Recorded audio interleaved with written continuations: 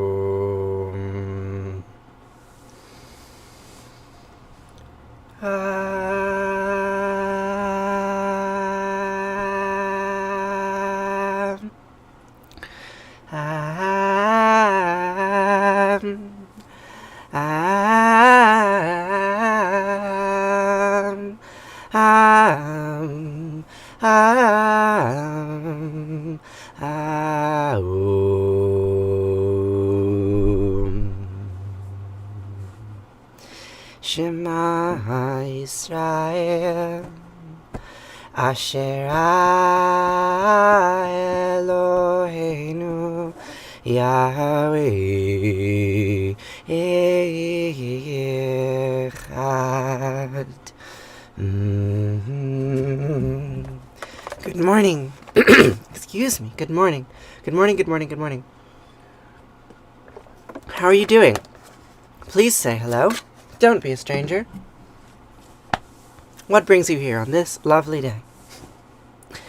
Vahafta et Anat Elohecha uvcha levavcha uvechol nafshecha uvechol me'adeyecha avecha yoha hadvarim ha'ele asher nachi mitzavcha hayom al levavecha v'shinantam levanecha v'dibarta bam v'shivtecha b'vitecha uvlechtecha chavadech uv'shachpecha uv'komecha ukshartam le'ahot al yadecha avecha yuletotafot Beninecha Uchtavtacham Al Mizuzot Beitecha Uvihisharecha.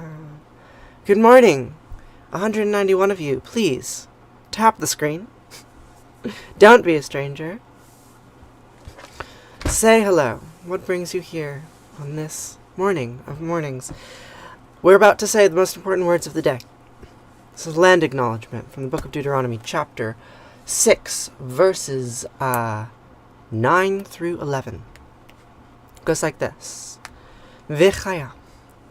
Ki v'achaya Elohecha el ha'artz asher nisba levatecha le'avram Yitzchak u'Yaakov. Letet lach avrim gedolot v'tovot asher lo vanita. Uvatim mileim chotuva asher lemilata. V'rot atzuvim asher lehasatva. Gerim b'sitim asher natata v'alachta v'shavata. Hishamer lecha petishchach et yarer shot ishacha mi'eretz Mitzrayim mi'bet avadim. When Yahweh Eloheinu brings you into the land that he swore to your fathers Abraham, Isaac, and Jacob to assign to you, great and flourishing cities that you did not build, houses full of all good things that you did not hew, hewn cisterns that you did not hew, vineyards and olive groves that you did not plant, and you ate your fill. Take heed, take heed, take heed, take heed, that you do not forget Yahweh, who freed you from the land of Egypt, the house of bondage. Remember, my friends, that you live on stolen land. And, the land that you have stolen can very easily be stolen back from you. Have you heard those words before, Isaiah? Isaiah? Hi, how are you? Thanks for liking the live so ardently. I appreciate it. Welcome to the stream. So, today we're going to begin to read a story about a time when the land was stolen back. A time when the land was stolen back. Every Shabbat. Good morning, Lindsay. Hi, how are you? Do I support Palestine? I absolutely do, my friend. I absolutely do. So we are going to read about a time from ancient history. From the time of King Hezekiah, from the Book of Kings. We're going to read Book of Kings, chapter 18. Today, And it's about when the Assyrian Empire was besieging the city of Jerusalem in 700 BC, right? And they surrounded the walls of the city of Jerusalem, and Hezekiah dug tunnels underneath the city to reroute the flow of water so that his city would have water during the siege and the Assyrians would not. Tunnels have been built during warfare in this part of the world for a very long time. Very long time. Good morning, Maddie Dance. How are you? So good to see you too. So, we're going to read a little bit from the book of Hezekiah. Not the book of Hezekiah, the book of Kings about Hezekiah. And we'll see if there isn't any, correspondence between the ancient and the modern. Maybe something that happened in those ancient times can tell us something about what is happening today. Maybe we can read an old book and find out. Maybe it's completely different, and we should not hold on to the book at all. And we should say, book, you're dumb. You're full of bullshit. Stop dictating the present. It's not like that. Okay? Or maybe we say, oh, look, those things happened so long ago and they're happening again today. What should we do? Well, what did they do then? How should we think about it? Well, what did they think about it then? And maybe we'll know something. Maybe. So let's read from the book of Kings, shall we? What do you say to that?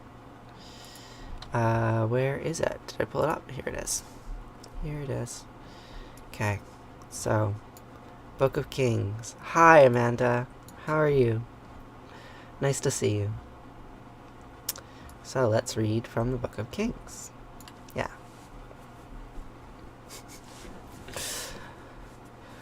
I'm alright.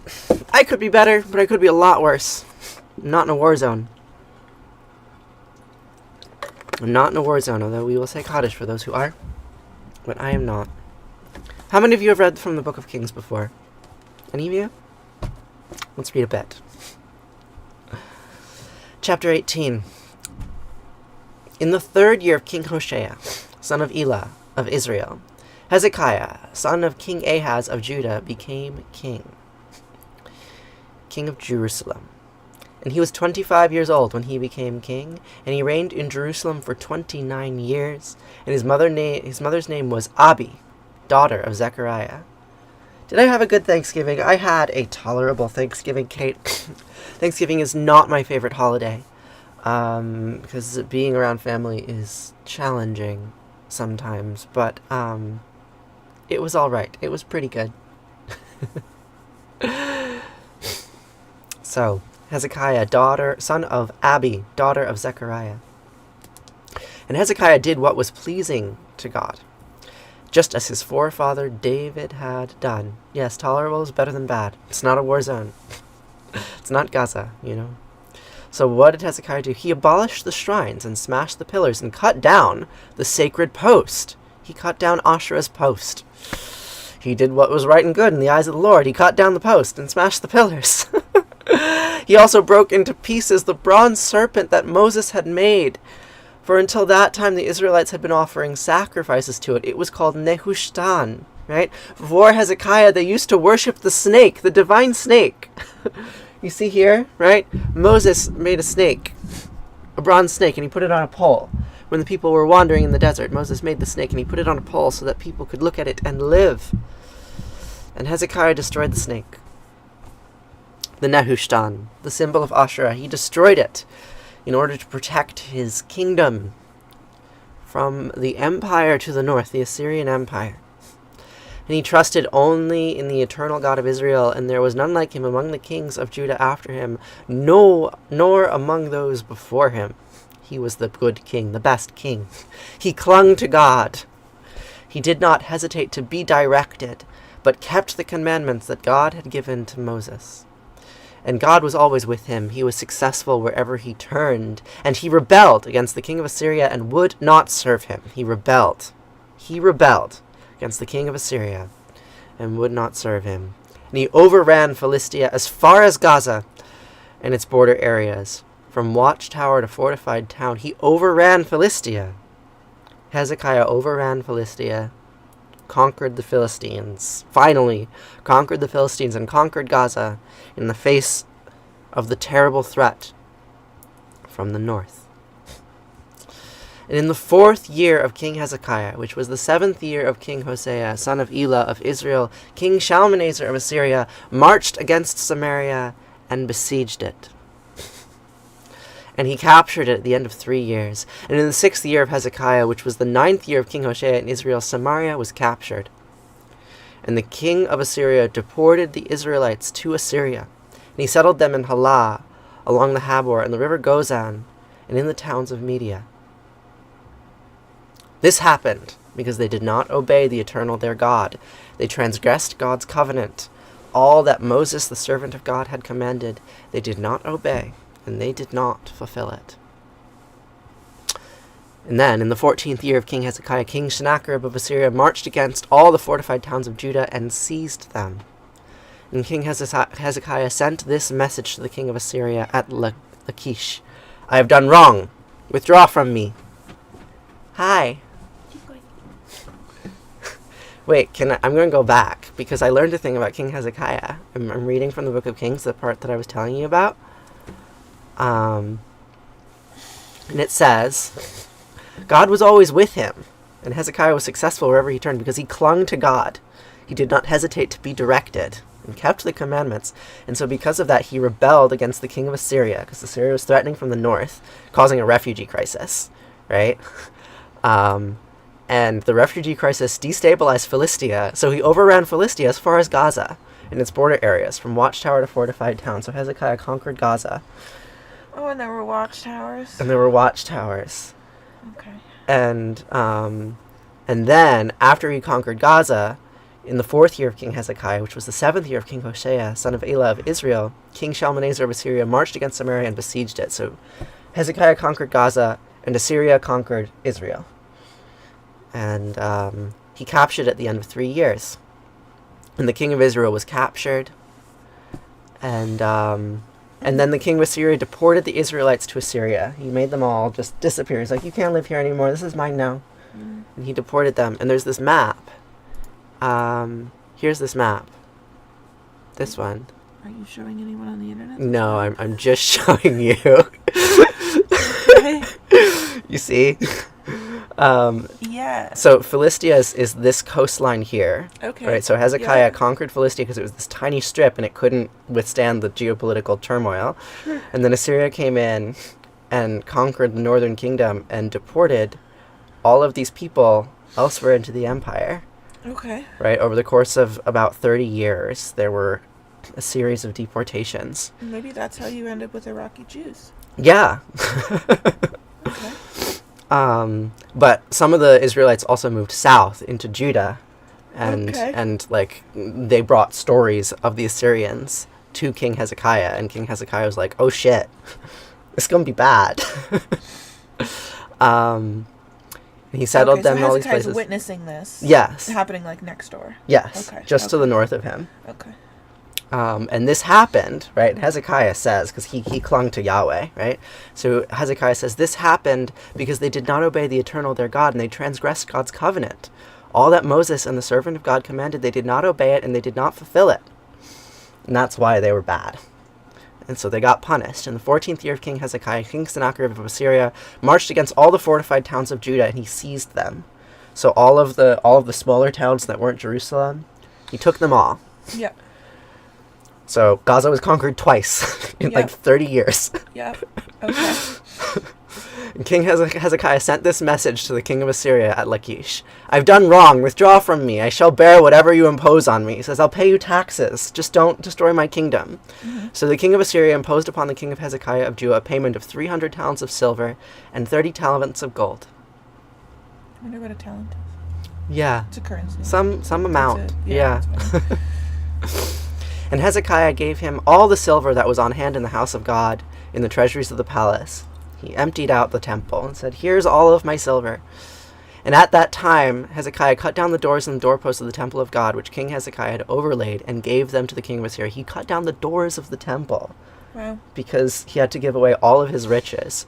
Although previously, at the top of the chapter, He stole a bunch of it? I should point out, no, he was, some of this was good, that he was, like, stripping down the temple, because it says that he he took down all of the high places that were worshipping other gods. He was pleasing to Yahweh, and so he abolished the shrines and smashed the pillars and cut down the sacred post. And he broke into Asherah pole. Yeah, the sacred post, the Asherah pole. Okay. And also he broke into pieces the bronze serpent that Moses had made. Whoa. For until that time, the Israelites had been offering sacrifices to it. It was called Nehushtan. You know that serpent? They were in the desert. Yeah. And Yahweh sent the snakes, and Moses made the serpent, and they started worshipping the Asherah serpent. And Hezekiah's like, no, you can't do that, because they're the foreign gods, and they're going to come invade us and kill us. So we have to destroy all of the sacred objects. And that was a really impressive serpent. Yeah. But he liquidated it, and he sent the metal off to Assyria. Yeah, okay. Bad news, Hezekiah. So he gave all the silver to Assyria, and he cut down the doors. But the king of Assyria set the Tartans and the Rabasaris and the Rapshkeba from Lachish and a large force to Hezekiah in Jerusalem, and they marched up to Jerusalem, and when they arrived, they took up a position near the conduit of the upper pool by the road of Fuller's Field. And they summoned the king, and Eliakim, son of Hilkiah, who was in charge of the palace, and Shebna the scribe, and Joah, and Abseth, and the recorder went out to them. And Rabshakeh said to them, "You, tell Hezekiah, thus said the great king, the king of Syria, what makes you so confident? You must think that the mere talk is counsel and valor of war. Look on whom you are relying, that you have rebelled against me. You rely of all things on Egypt, that splintered reed of a staff, which enters and punctures the palm of anyone who leans on it. That's what Pharaoh, king of Egypt, is like to all who rely on him." Because Hezekiah had an alliance with Egypt because Assyria was coming for Egypt too. Mm. And actually, Assyria ends up conquering Egypt, but not conquering Judah. Like, they leave Judah alone, like, as an unconquered city, and Hezekiah is, like, paying taxes, but they go in and mess with Egypt, too. Mm. And if you tell me that you are relying on the eternal your God, is this not the very one whose shrines and altars Hezekiah did away with, telling Judah and Jerusalem, "You must worship only at this altar in Jerusalem"? Come now, make this wager with my master, the king of Assyria. I'll give you 2,000 horses if you can produce riders to mount them. So how could you refuse anything, even to the deputy of one of my master's lesser servants, relying on Egypt for chariots and riders? It goes on. I think I should probably stop. But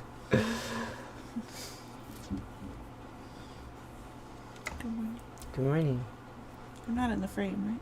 No, you're not in the frame. Hi, Ashley. How are you? I wonder what was funny to you that was not funny to that person. I think sometimes you laugh not because you think something is funny, but because you think it's, like, Terrible. Yeah. Yeah, why did you destroy the Nehushtan? Bad news, Hezekiah. This is an important snake. It was a very important snake. Yeah. And the way it's talked about in that story, it's that it just did God's will. Yeah. But maybe there are other ways of... Maybe there were other ways of knowing it where it was more independent. What do you mean? In the book of Exodus, Mm-hmm. the serpent is like an extension of Moses, who's an extension of God. Yeah. So the serpent is just helping to prove that God exists. Mm-hmm. It's like an agent of God. Yeah. Because there's that part where Pharaoh's like, "Why should I listen to you?" Mm-hmm. And then Moses is like, "Look what I can do with this snake." Yeah. And Pharaoh's like, "Oh shit, Yeah. you have a direct line to God." Mm-hmm. And it's better than mine, because Pharaoh's staff turns into a snake too, but then Moses' staff eats it. Right. Right, because his, like, administrators Yeah. are They're magicians. yeah, they're good enough to make a snake, but they're not good enough to make a snake that can, like, withstand God's snake. Yeah. But maybe there's... But because a bunch of people wrote these books and emphasized different things depending on who was Mm-hmm. writing the different chapters, there might be other places where that serpent isn't so clearly just an extension of God, that it's its own type of God situation. Well, when they're talking about the bronze serpent specifically, the Mhm. Nehushtan, they're talking about that time when they're wandering through the desert and the people are complaining. They're like, "Why'd you bring us to the desert? This sucks." we're hungry. We want water. Mm-hmm. And Yahweh gets angry at them. He's like, why are you questioning me? I'm Big Daddy Sky. Mm-hmm. And then he sends snakes into the camp. Mm-hmm. Like venomous snakes, and the people keep dying of venomous snakes. And they're like, Right. oh no, God, the venomous snakes. No God. It's terrible. Why did you send these venomous snakes on us? It was so much better when we were slaves in Egypt. We had food to eat and water and venomous snakes. No venomous And no venomous snakes. This Yeah. is terrible. And then Moses goes up to Yahweh. He's like, listen, Yahweh, this is really bad. Like, maybe take the snakes away. Mm-hmm. And Yahweh's like, well, only if they do the good worshipping. So what you should do is you should cast a snake in bronze and put it on a pole. Mm-hmm. And then anybody who worships the snake and looks at it, after they've been bitten by a snake, they'll be cured. So worship the snake and you'll be cured from the deadly snake bite. It's like this weird paradox thing. Interesting, because that's like, isn't that like a false idol or something? Yeah. Like, how is that different? How is that different from the golden calf?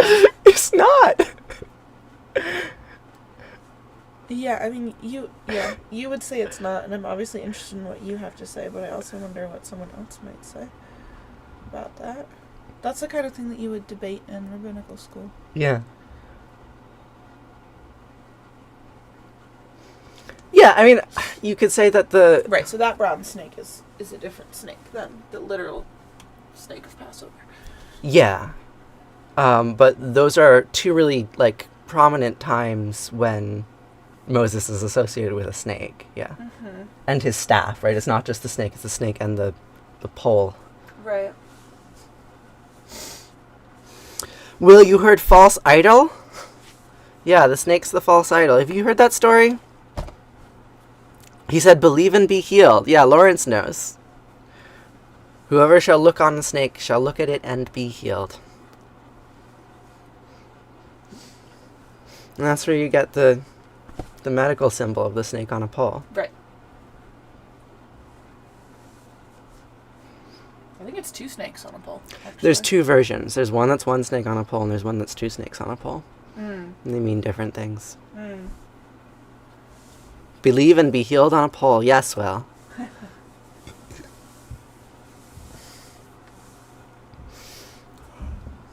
Have a sip? I have to go get it. You have to go get it? Mm-hmm. Sounds like someone else you know. Your man JC? Yeah. Oh. Mm-hmm. Yeah, a little bit. But Ashura did it first. Okay. Also, JC was a Palestinian Jew. Yeah, he was. Isn't that interesting? Uh-huh. Yeah. There's, important religious things happen when an oppressing force martyrs people in that part of the world. Yeah. It, creates global movements. Yeah. I'll be back. You'll be back? Okay. So, let's keep on reading from the book of Hezekiah. I wanna finish, or from the book of Hezekiah, from the book of Kings. I want to finish chapter 18. So, the Assyrian guy is talking to one of Hezekiah's lieutenants, saying, "How could you refuse us? And do you think that I've marched against this land to destroy it without God? It was God who told me, go up against that land and destroy it." And Eliakim, son of Hilkiah, Shebna, and Joah replied to Rabshakeh, "Please, speak to your servants in Aramaic, for we understand it. Do not speak to us in Judean in the hearing of the people on the wall." But Rabshakeh answered them, "What is it to your master and to you that my master sent me to speak these words? It was precisely to the men who are sitting on the wall, who will have to eat their dung and drink their urine with you." Oh God, that's terrible.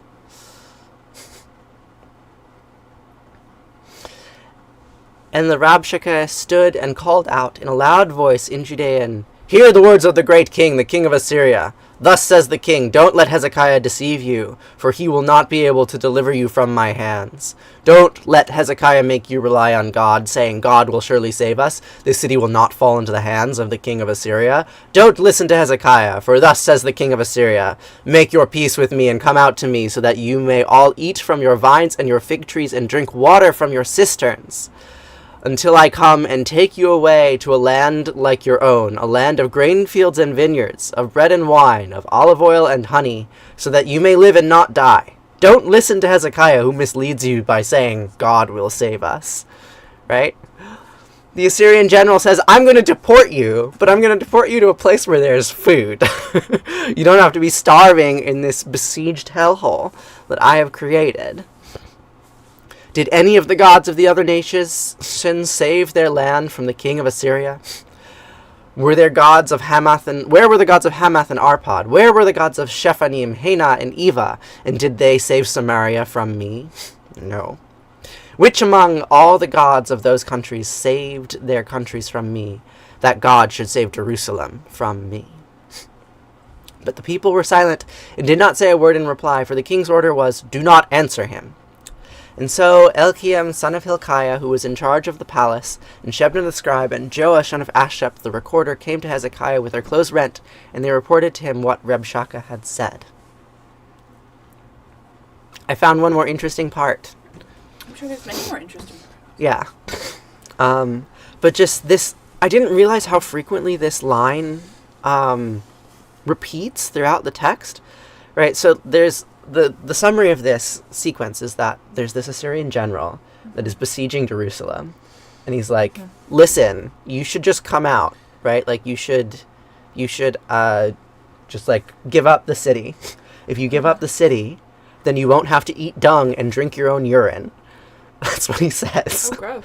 Yeah, I'm besieging you, and you should give up the city because you have no water, you have no food, right? I'm going to kill you all. Your God is not going to save you. You should just give up. And if you give up, I'll deport you, but I'm going to make it sound so good. Don't listen to Hezekiah and say God, and believe God will save you. For thus says the king of Assyria, make your peace with me and come out to me, so that you may all eat from your vines and fig trees and drink water from your cisterns. Until I come and take you away to a land like your own, but not this one. Yeah. A land of grain fields and vineyards, bread and wine and olive oil and honey, so that you can live and not die. I'll deport you, and you can go somewhere else. But it will be nice. But it'll be nice. It'll be good. Don't listen to your king who says God is going to save you. That guy's full of shit. In fact, he's eating his own shit because you're in a terrible siege, and I'm making fun of you. Ooh. Okay. Yeah. Did any of the gods of other nations save their land from the king of Syria? And then he lists a bunch of gods and nations. And it's like, no, they didn't. You're the only... And like, the thing about this is historically that is true. Like, Judah was literally the last kingdom that had not been conquered by Assyria. Yeah. Like, they had conquered everywhere that Hezekiah had ever heard of. Yeah. And they're knocking outside his walls, being like, you should give up. Yeah. And he's like, nah, I'm gonna build a tunnel. Can I have a sip?